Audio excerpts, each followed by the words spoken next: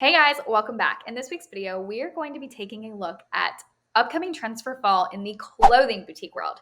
Now, you might be wondering why I'm specifically targeting clothing boutique world. Well, I recently attended a trade show that took place at AmericasMart, which is located in Atlanta, Georgia, and it's basically a trade show where we have wholesale vendors coming in from all over the country or really all over the world to share their products with boutique owners. And we're primarily targeting boutique owners with locations all over the Southeast who are coming to this trade show. So, with that, whether you are a store owner who's trying to figure out what to stock your store with this upcoming fall season, or if you're just a shopper who's curious about what's going to be trendy this fall, then I think that you're going to find that all of the trends in this video are going to be trends that you're going to find at stores or boutiques across the US.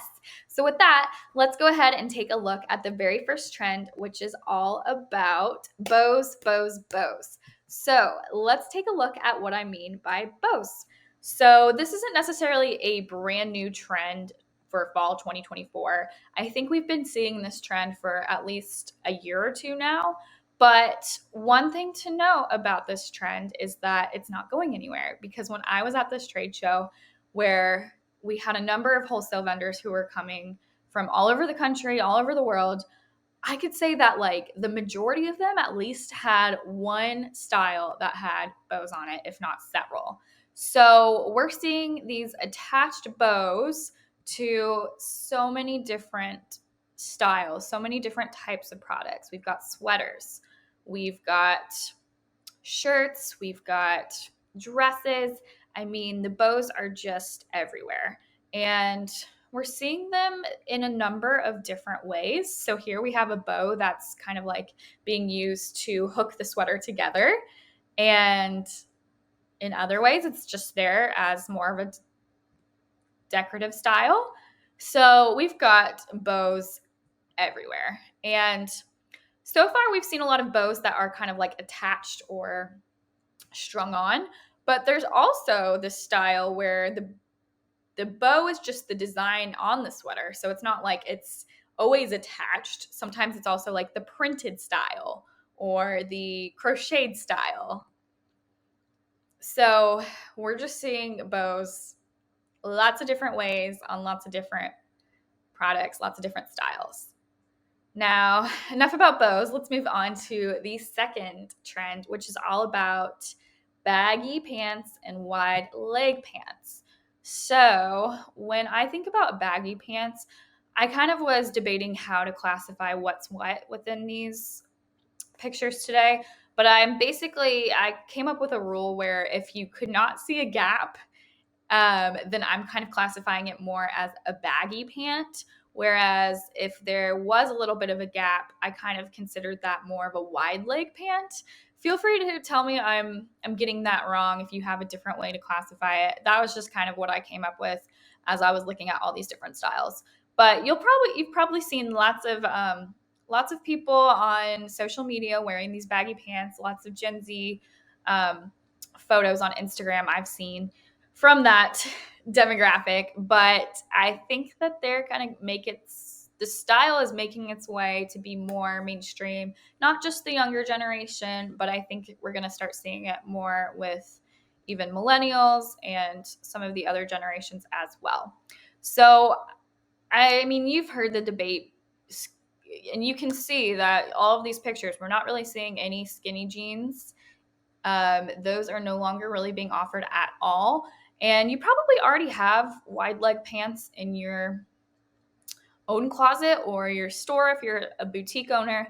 But now, like I said, we're starting to see them get baggier and baggier. So we'll see how this plays out in the future. I'm sure for some people it might be, oh, look, there's bows on this pair of baggy pants.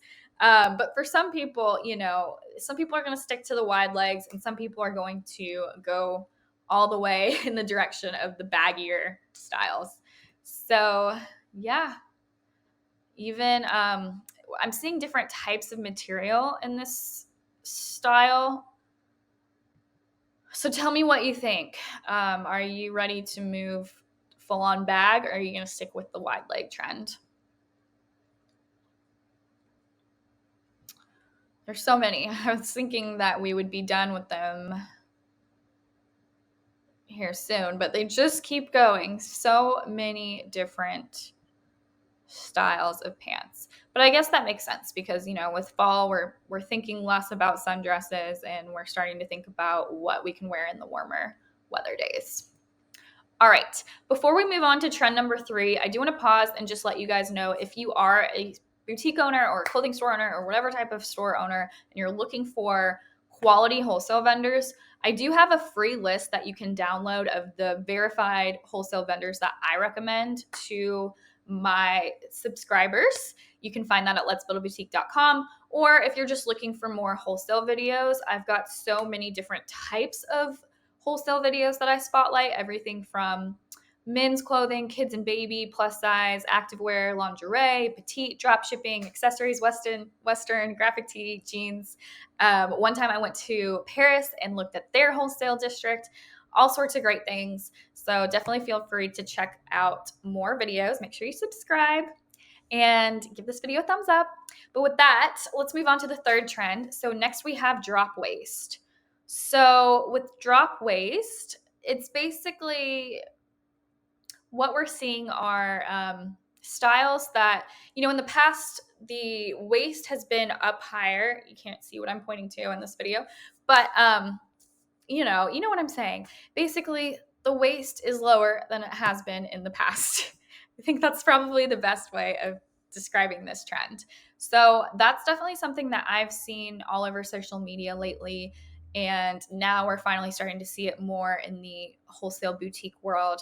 So this is definitely a trend that, I don't have quite as many examples to share with you as some of the other trends, but I'm starting to see it more and more. And I expect to continue to see more wholesale vendors offering that style as time goes on.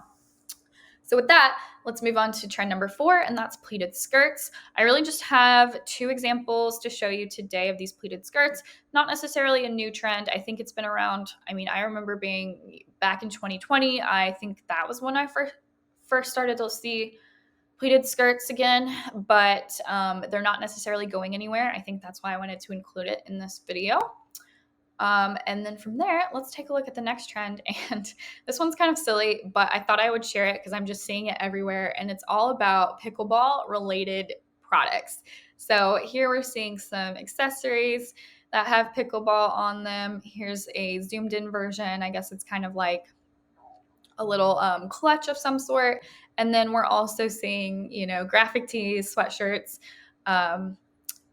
and athleisure with pickleball related text on them. So that's something that I've seen a lot more of lately, thought I would include.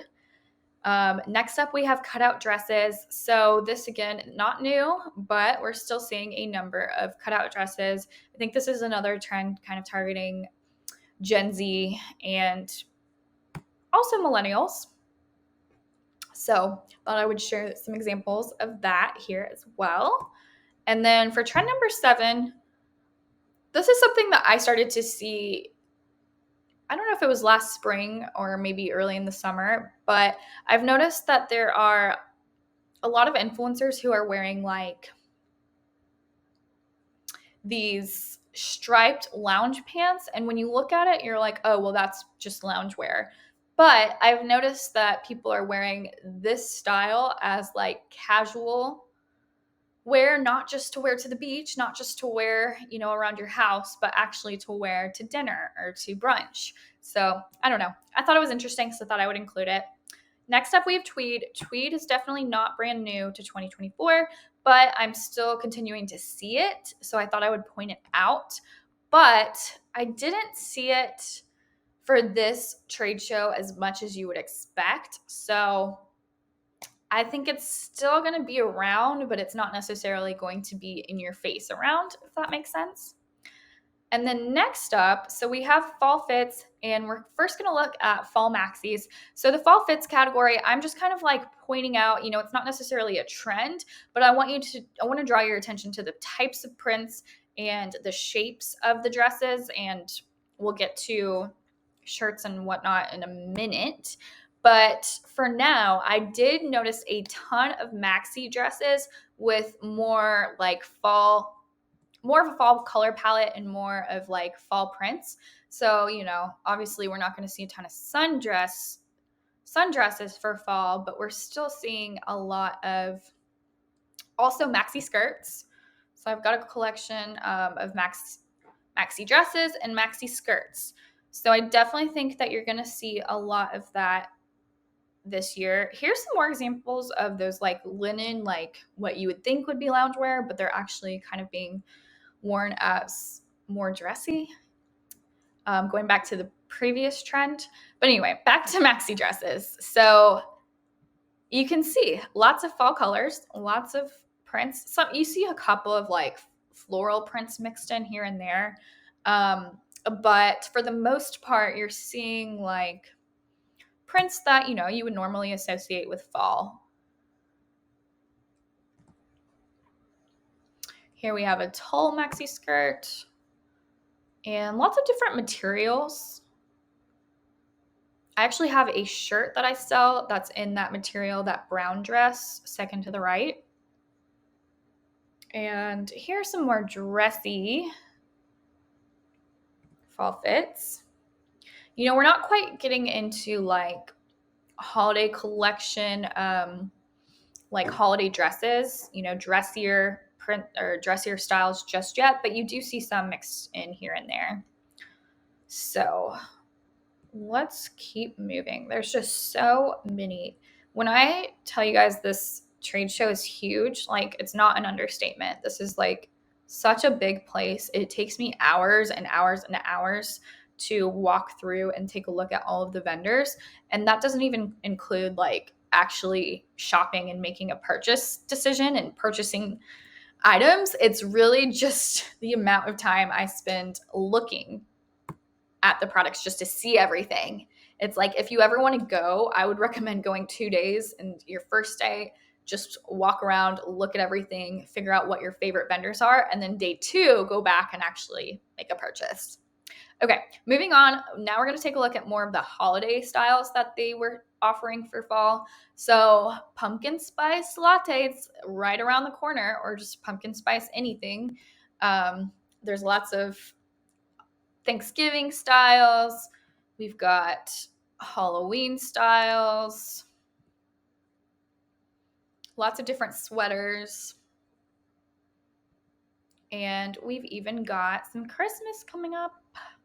So obviously the boutique world, boutique owners are shopping for the upcoming season. So they're going to see everything earlier because they need to figure out what they want to order for Thanksgiving in December. They need to make those decisions in the summer. And then lastly, we have some game day styles. So just thinking about the fact that this is in Atlanta, we're in the Southeast. Southeast means SEC football and lots of tailgating. So of course, at these wholesale trade shows, they're going to include a lot of football, tailgating styles. So you'll notice a lot of red and black prints. That can be a number of schools down here in the South. But thinking about Atlanta, we've got UGA, and not far we've got Alabama, USC. And by USC, I mean South Carolina, not California one. And then we also have some USA products. I think that was probably, gearing up for the Olympics. And just more and more. We've got Georgia Bulldogs. You even see some sorority styles here and there. Lots and lots of products available. We even see some bows on the USA product. I'm telling you, bows were just everywhere. Okay. And that's the last one. So with that, I hope you guys enjoyed this video. Make sure to download the free list of wholesale vendors, which you can find at letsbuildaboutique.com. And with that, make sure to give this video a thumbs up and subscribe. And with that, I'll see you guys next time. But let me know if you guys have any questions. I am happy to answer any questions you guys may have.